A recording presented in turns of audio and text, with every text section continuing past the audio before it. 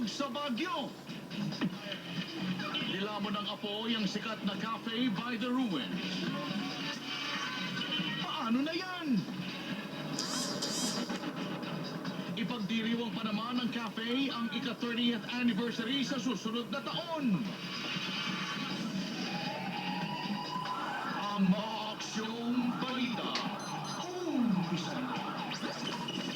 Kaliwat-hanang aktibidad ang isinasagawa ngayong araw bilang pagunita sa Labor Day.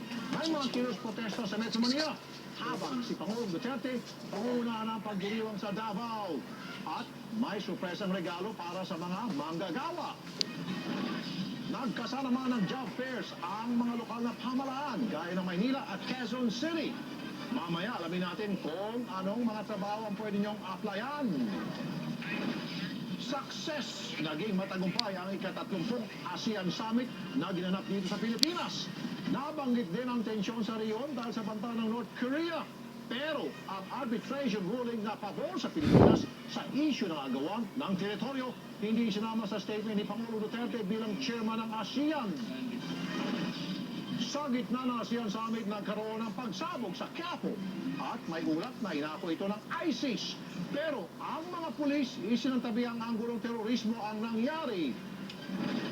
May pasabog naman si Congressman Ace Barbers labang kay DNR Secretary Gina Lopez. Sangkot daw ang dating tauhan ni Lopez sa korupsyon at may ebidensya pa ang kongresista laban sa kanya. Sa OFW alert, isang kababayan natin sa Kuwait ang humingi ng tulong. Ayaw pa kasi siyang pauwiin ng kanyang amo kahit na may mga pasintabi sa mga kumakain, tumutulo ng nana sa kanyang tenga.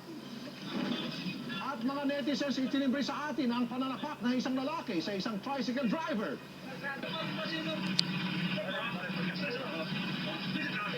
Grabe ka naman, kuya. Live mula sa TV5 Media Center.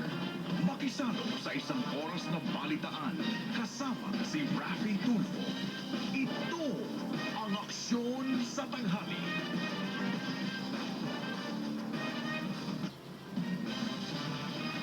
Magandang tanghali, Luzon, Visayas, Mindanao. Tatalakayin naman ang issue ng mga manggagawa sa pulong ni Pangulong Duterte at Labor Secretary Silvestre Bello sa iba't ibang sektor sa Davao City mamayang hapon.